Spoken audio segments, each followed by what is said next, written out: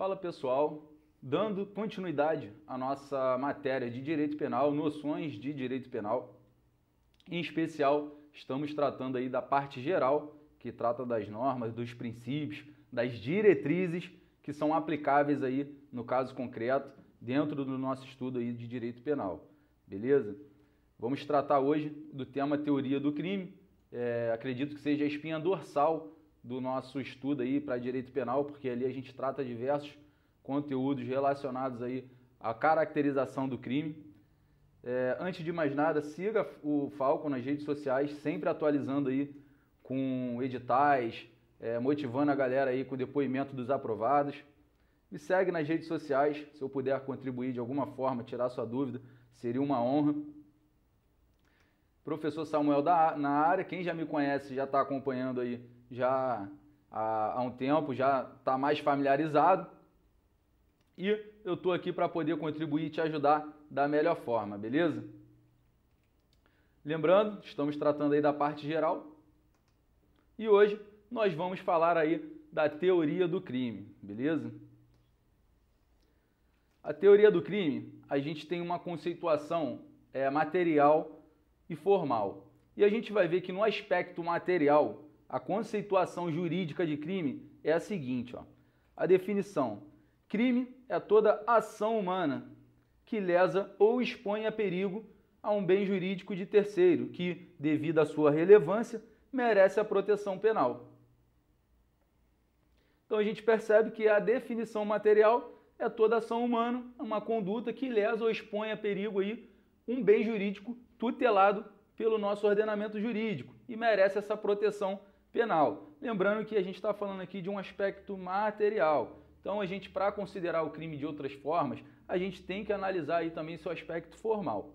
E o enfoque aqui do aspecto material é o seguinte, ó: avalia a conduta em termos de seu impacto sobre bens jurídicos protegidos pelo direito penal. A questão central é se a conduta tem o potencial de causar dano ou perigo a um bem jurídico penalmente relevante. Aqui a questão central é justamente essa: se a conduta de uma pessoa ela pode causar dano ali ou expor a perigo esse bem jurídico, beleza? Um exemplo: se uma lei cria um tipo penal que proíbe, por exemplo, arrotar em público, essa conduta não configura crime sob o aspecto material, pois não afeta nenhum bem jurídico. Apesar de ser proibida por lei, a conduta não lesiona ou ameaça lesionar um bem jurídico digno de proteção penal. Então a gente percebe aqui, se você está acompanhando aí na sequência, a gente estudou os princípios lá do direito penal e vimos que o direito penal se trata como uma última ratio. Isso significa o quê? Que o direito penal ele só vai atuar quando aquela divergência ali, quando aquela litigância, ela não for resolvida nas outras esferas. Então o direito penal ele vai vir como última salvação ali, como a última ratio.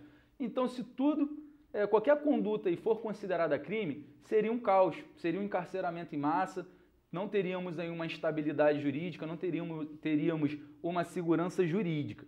Então, qual é a lesão ou a exposição à lesão ou exposição a perigo que a conduta de arrotar em público pode trazer para uma pessoa, para uma terceira pessoa? Nenhuma. Então, ainda que essa lei seja editada, ainda que essa conduta seja considerada crime formalmente, descrita ali na lei e tudo mais, materialmente ela não tem a capacidade de lesar um bem jurídico de terceiros. Então, essa conduta ela não poderá ser considerada crime no seu aspecto material, beleza? Quando a gente for estudar aqui o aspecto formal, você vai ver que vai ficar mais fácil aí de você entender. Então, o aspecto material é aquela capacidade daquela conduta de lesionar um bem jurídico de terceiros. Se essa conduta não tem essa capacidade de lesão ou de exposição à lesão ou a perigo desse bem jurídico, não pode ser considerado aí um crime em seu aspecto material, beleza? Inclusive a gente vai tratar um pouco, vai pontuar aqui também no princípio da insignificância, só para você poder entender essa diferença aí do aspecto material e o aspecto formal, quando a gente for estudar lá a tipicidade, beleza? Que está dentro aí do fato típico, que é um dos elementos constitutivos aí dos elementos do crime, beleza? Você vai entender melhor isso mais para frente, tranquilo? Então, como eu comentei, Temos o aspecto legal ou formal. A definição. Crime é toda infração penal a que a lei comina pena de reclusão ou detenção, conforme o artigo 1º da Lei de Introdução ao Código Penal. E esse artigo 1º, ele traz o seguinte para a gente, a sua literalidade, ele traz o seguinte, ó, considera-se crime a infração penal que a lei comina pena de reclusão ou detenção. Então, crime, a gente já começa a entender que no seu preceito secundário, que é onde está lá estipulada a pena daquele crime, lá na parte especial do Código Penal, ali a gente tem ali um regime de cumprimento de pena de reclusão ou detenção. Então, o crime já tem essa característica de ter esse regime de cumprimento de pena de reclusão ou de detenção. Aí vamos lá. Quer isoladamente, quer alternativamente ou cumulativamente com a pena de multa. Beleza? Essa é a definição de crime. Em especial, o artigo 1º trata primeiramente essa característica. Temos outras características também que vamos tratar aqui e vamos diferenciá-las da contravenção penal, que você vai entender melhor agora. A contravenção, a infração penal a que a lei comina isoladamente pena de prisão simples ou de multa, ou ambas, alternativa ou cumulativamente, beleza? A pena de reclusão ou detenção, a de reclusão em especial, ali o regime de cumprimento de pena, pode ser iniciada no regime fechado e a de detenção pode ser iniciada no regime semiaberto, beleza? E a prisão simples também no regime aí semiaberto. Então vai ter essa diferenciação quanto ao preceito secundário e o regime aí de cumprimento aí de pena privativa de liberdade. Essa é a primeira diferença que o artigo 1º traz para a gente entre crime e contravenção, beleza? Então, infração penal,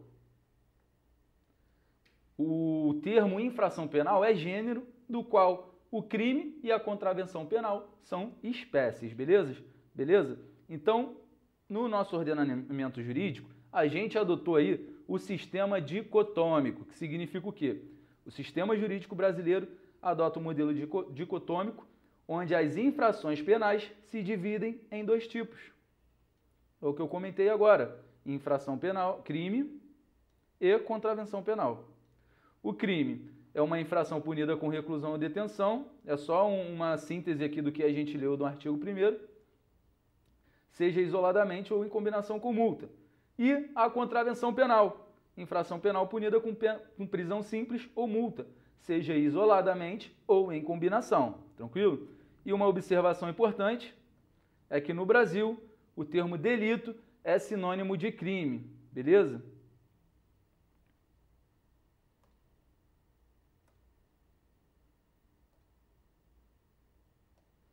O termo delito é sinônimo de crime.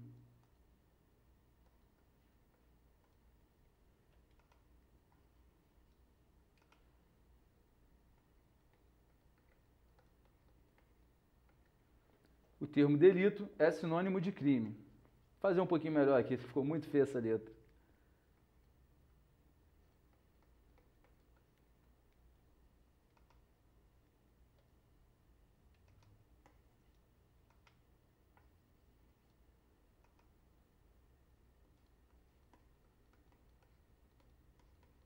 Pronto, melhorou um pouquinho aí, dá para você entender legal. O crime, ele é sinônimo de delito, mas delito a gente não pode confundir aí com o sinônimo de infração penal. Lembrando que infração penal é gênero, do qual crime e contravenção penal são espécies.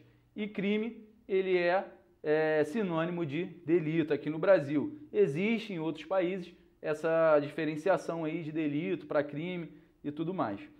A infração penal é o termo genérico.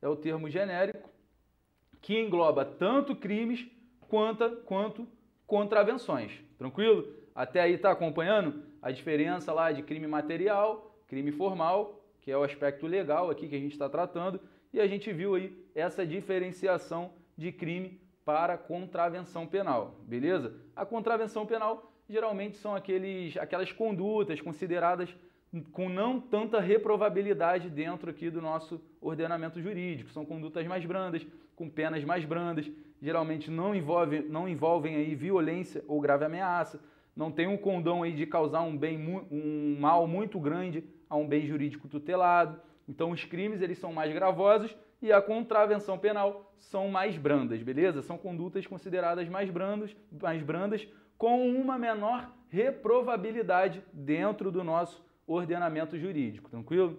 Então, bem simples até aí, fácil de você entender. Faz um esquema no seu caderno, fazendo essa diferenciação de crime para contravenção penal, beleza?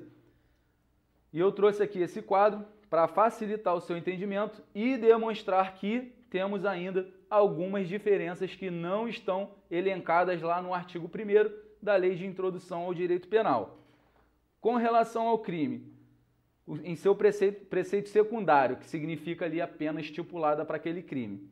Em seu preceito secundário, temos a pena de reclusão ou de detenção. Foi o que a gente viu, está descrito lá no artigo 1º. Enquanto a contravenção é a pena de prisão simples ou de multa. E essa multa pode ser cumulativa, alternativa ou isolada. Aqui, na contravenção, pode ser aplicada apenas a pena de multa, beleza? O que não é possível aqui quando a gente está falando de crime. O crime pode ser aplicada a pena de multa cumulativamente com a pena privativa de liberdade, beleza? Ou alternativamente também com a pena privativa de liberdade. No crime, a ação penal pode ser pública incondicionada, pública condicionada ou de iniciativa privada, beleza? E na contravenção, sempre de ação penal pública incondicionada. Lembrar aí, é só você lembrar que a contravenção, ela sempre vai ser de ação pública incondicionada, beleza? Essa é a diferença aí de crime para contravenção com relação ao tipo de ação penal que vai ser estabelecida aí no caso concreto. No crime, a gente tem a punição da tentativa, pode ser punido com tentativa, está lá descrito no artigo 14, inciso 2º do nosso Código Penal, e na contravenção não se pune a tentativa, é o que está descrito lá no artigo 4º, na Lei de Contravenções Penais. E por que não se pune a tentativa? Nesse contexto aqui, a tentativa é quando o crime não se consuma por circunstâncias alheias à vontade do agente, beleza? E por uma política criminal não se optou por punir a tentativa aqui na contravenção, por ser tratada de uma forma mais branda, com condutas aí que não tem uma reprovabilidade tão grande, mas ainda assim são consideradas condutas relacionadas aí ao direito penal, são consideradas infrações penais, tranquilo? Mais uma diferença, a possibilidade de punição aqui no crime a crimes cometidos fora do território nacional. Então, se você acompanhou as aulas, se você está seguindo a sequência certinho, você estudou lá o princípio da extraterritorialidade, quando o direito penal brasileiro é aplicado fora do território brasileiro. E a gente vê que na contravenção não é possível a extraterritorialidade, ou seja, punir uma conduta feita fora do Brasil a rigor da lei brasileira. Não pode. Então, somente se pune a contravenção cometida no território nacional. Tranquilo? É o artigo 2º aí da Lei de Contravenções Penais. Vimos que o artigo 1º lá da Lei de Introdução ao Código Penal, ela não traz aí todas essas diferenças, beleza? Então a gente extrai essas diferenças aí de forma doutrinária, de entendimentos, e são diferenciações que realmente vão cair na sua prova, porque a banca vai tentar te confundir crime com contravenção, vai tentar fazer um jogo de palavras, vai tentar misturar os dois conceitos para te confundir e te pegar aí numa questão, tranquilo? E a competência aqui no crime é da Justiça Estadual ou Justiça Federal. E na contravenção, em regra, é a Justiça Estadual, à exceção do foro por prerrogativa de função. Tranquilo? Então, esse quadro basicamente traz aí as principais diferenças entre crime e contravenção. Eu optei por trazer aí as mais relevantes, as mais importantes, que geralmente são cobradas em provas, e existe algumas mais que se pintar aí na sua prova, se pintar nas suas questões que você está estudando, sempre marca aí no seu caderno para você ter uma atenção especial. Tranquilo? Avançando, temos aí a questão da reincidência para fins penais. Então, quando a gente fala aqui de reincidência, a reincidência ela tem que tratar aí de uma sentença penal condenatória definitiva para ser considerada ali reincidente. Então, se essa pessoa cometeu o crime e teve uma sentença penal condenatória definitiva no Brasil ou no estrangeiro, e uma nova infração penal ela cometer outro crime, ela será considerada aí reincidente. É o que diz aí o artigo 63 do Código Penal. E aqui, no crime, novamente, um crime no Brasil ou no estrangeiro, a pessoa já tem ali uma sentença condenatória definitiva e ela vem a praticar uma contravenção penal. Também será considerada aí reincidente. É o que diz aí o artigo 7º da Lei de Contravenções Penais. Se a pessoa pratica aí uma contravenção penal no Brasil e tem essa sentença definitiva aí condenatória, e ela vem a praticar outra contravenção penal, também ela será considerada reincidente. Tranquilo? Só que aí a gente tem aqui essa questão também de política criminal, que não vai tratar como reincidente a pessoa que comete contravenção penal no Brasil e posteriormente aí ela vem a cometer um crime. Então, a contravenção penal, a pessoa sentenciada ali definitivamente e posteriormente ela comete um crime, essa contravenção penal não será levada em conta para fins de reincidência, apenas para fins de maus antecedentes. Tranquilo? Então, lembrar aqui, dar uma atenção especial para esse caso aqui da contravenção e do crime. Lembrando que essa contravenção, ela aqui no Brasil, a gente também tem a contravenção penal no estrangeiro, que a gente já viu também que não é punível. E se posteriormente ela veio a cometer a contravenção penal no Brasil, apenas também maus antecedentes, beleza? Então esse quadro aí é bem autoexplicativo, traz essas diferenças também aí com relação à reincidência aí de crime e de contravenção penal, lembrando que ambos os conceitos, lembrando do conceito dicotômico, que é adotado aqui no Brasil, lembrando que crime é sinônimo de delito e crime e contravenção são espécies do gênero infração penal. Não confundir esses termos, beleza? Deixar bem separado e bem diferenciado aí no seu caderno, nas suas anotações. Tranquilo? Vamos avançar. Temos o aspecto analítico também do crime. Estudamos o aspecto material, que é a possibilidade lá da conduta causar lesão ao bem jurídico. O aspecto formal ou legal, que é ali a definição do crime dentro de uma norma jurídica. E temos aí o aspecto analítico, beleza? E o aspecto analítico, ele traz o seguinte para a gente, ó, que a gente tem a teoria quadripartida, teoria tripartida e a teoria bipartida. Eu vou marcar aqui de uma outra cor a teoria tripartida, que é o que interessa para a gente, que é onde a gente vai aí desmembrar e dar um foco maior no nosso estudo do direito penal, beleza? É o que interessa para a gente, é a teoria que nós adotamos aqui no nosso ordenamento jurídico, beleza? A teoria quadripartida, eu tenho que citar as outras teorias só para você conseguir aí fazer essa diferenciação e ficar mais fácil o seu entendimento. A teoria quadripartida, ela fala o seguinte, ó, crime é todo fato típico, ilícito, culpável e punível. Ou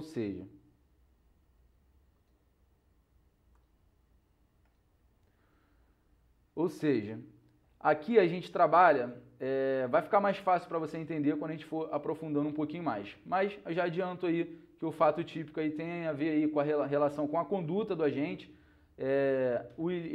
a parte aqui da parte ilícita, ou ilicitude, ou antijuridicidade, tem a ver aí com a norma ali, com a atuação que é contrária à norma vigente, e a culpabilidade, que tem a ver aí com a capacidade aí de consciência daquela pessoa se colocar e entender aquela sua conduta e se comportar diante dessa sua conduta, sabendo se essa conduta é criminosa ou não. E a punibilidade, que a teoria quadripartida, ela traz a punibilidade inserida dentro do conceito de crime, sendo que a punibilidade, a gente vai entender que ela é uma consequência jurídica ali do ato do criminoso, onde o Estado, né, através do seu poder punitivo, vai poder implementar ali uma pena àquela pessoa que cometeu o crime, beleza? Então a teoria quadripartida, ela insere a punibilidade dentro do conceito de crime. E o status, essa teoria é praticamente inexistente atualmente. Ela não é amplamente adotada, beleza? Então, a gente pode até descartar, porque a gente trata aqui, no nosso ordenamento jurídico, a gente trata da teoria tripartida, que é a mais abrangente, é a mais estudada. Eu não costumo ver cair a teoria quadripartida, a não ser para cargos jurídicos aí de maior status, como promotores, juízes, delegados. Então, para o nosso estudo aí para carreiras policiais, carreiras de guardas municipais, órgãos de segurança pública, até alguns órgãos administrativos, a teoria tripartida é a que mais interessa aqui para a gente, beleza? E a teoria tripartida, ela fala o seguinte, ó, crime é o fato típico, ilícito e culpável. Esta é a teoria majoritária no Brasil, então lembra que é a teoria adotada aqui no nosso ordenamento jurídico, beleza? A maioria dos doutrinadores e jurisprudências a adotam, beleza? Que ela vai tratar aí que o crime ele é considerado um fato típico, ilícito e culpável, tranquilo? Lembrar aí desses três termos que nós vamos aprofundar aí na nossa aula. E a teoria bipartida, ela traz a definição do crime, né, como um fato típico e ilícito, sendo que a culpabilidade considerada um mero pressuposto para a aplicação da pena. E o status dessa teoria, embora tenha defensores, esta teoria não é mais prevalente, então a gente descarta mais uma teoria. Beleza? E a gente vai tratar aqui somente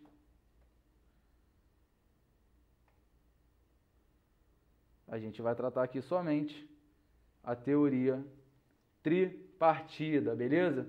E a gente vai avançar e você vai entender melhor o que significa o fato típico, ilícito e culpável. Se você está tendo contato a primeira vez com esses termos, não se desespere. Ah, professor, meu Deus do céu, não sei, pô, a palavra é difícil, eu não, o ensino médio meu foi fraco, vai dar ruim, não consigo entender. Cara, não se desespera, não adianta você querer bloquear a sua mente antes de você tentar entender o que significa esses conceitos. Eu tenho certeza que você acompanhando as aulas aqui e prestando atenção, fazendo suas anotações no seu material, você vai ver que é muito simples, beleza? Depois você vai falar, pô, era só isso? Depois que a gente consegue ali vencer esse bloqueio que a gente tem de, caraca, porra, muito difícil, o que eu estou fazendo aqui? Isso não é para mim, meu Deus do céu. Não adianta você ter essa mentalidade, beleza? A mentalidade do aprovado é aquela, beleza, não estou entendendo porra nenhuma, mas eu vou estudar até aprender isso daí, tranquilo? Então não adianta ter esse desespero de achar que não vai aprender, que você tem total capacidade, tranquilo? Avançando. Então, basicamente, a gente tem o fato típico como uma conduta específica que gera um resultado naturalístico e que se alinha aos elementos definidos pela legislação penal para que um comportamento seja considerado um crime. Também é o primeiro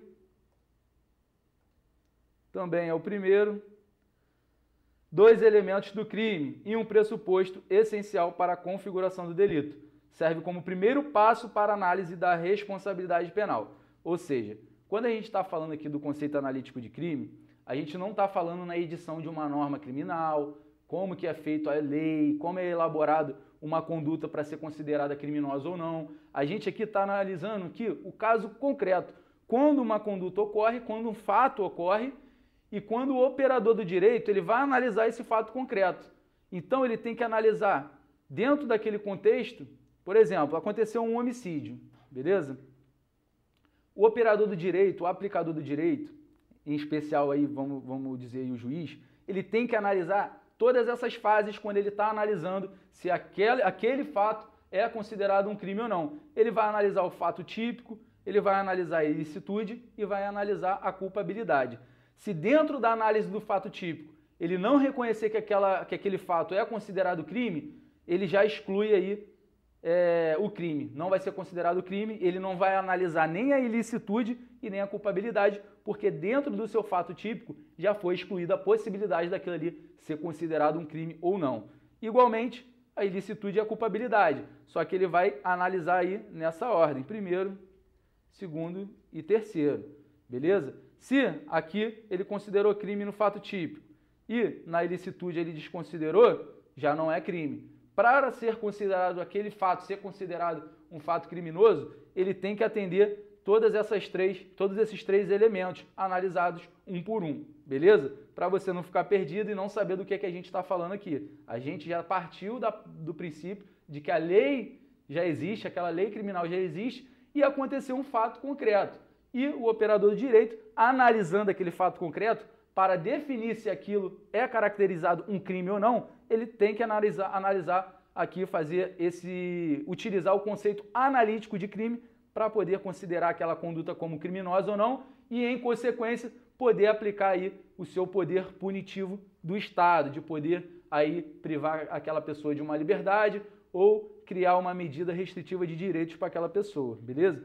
Lembrando que a gente está lidando aí com bens jurídicos também, embora aquela pessoa seja criminosa, ela tem uma proteção jurídica aí dentro dos seus direitos e garantias fundamentais, descritos tanto na nossa Constituição Federal quanto no nosso direito penal também. Temos diversas salvaguardas aí para quem é considerado um réu, para quem é considerado aí um criminoso, tranquilo? Então, pulando essa parte aí do fato típico, que a gente vai entender um pouco melhor. Cara, professor, o que é resultado naturalístico? Calma, a gente vai chegar lá e vai entender de uma melhor forma, tranquilo? Com relação à ilicitude ou antijuridicidade, é uma característica que é contrária à ordem jurídica. A ilicitude é a violação da norma penal e deve ser verificada para que a conduta seja considerada criminosa. E aqui dentro da ilicitude ou antijuridicidade, será avaliada as excludentes de ilicitude. Provavelmente você já ouviu falar aí na legítima defesa, que é quando a pessoa ela comete um crime, logicamente, e na verdade, a gente pode tratar aqui, vamos tratar de uma forma mais técnica, porque se ela causou aquele crime ali, aquela conduta foi em legítima defesa, já está excluído o crime, não é considerado crime para fins penais.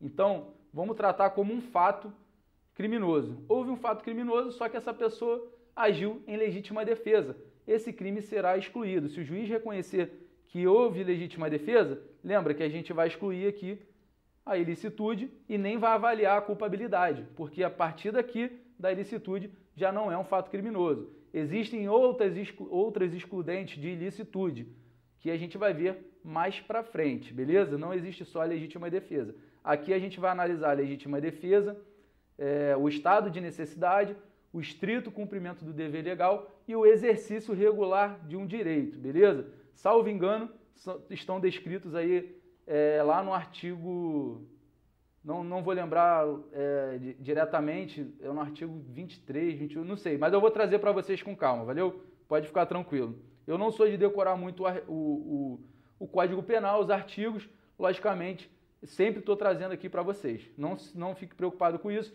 porque a gente vai trazer uma aula aí específica só de ilicitude. Você vai ver que tem muita coisa para tratar dentro do fato típico, dentro da ilicitude e dentro da culpabilidade, tranquilo?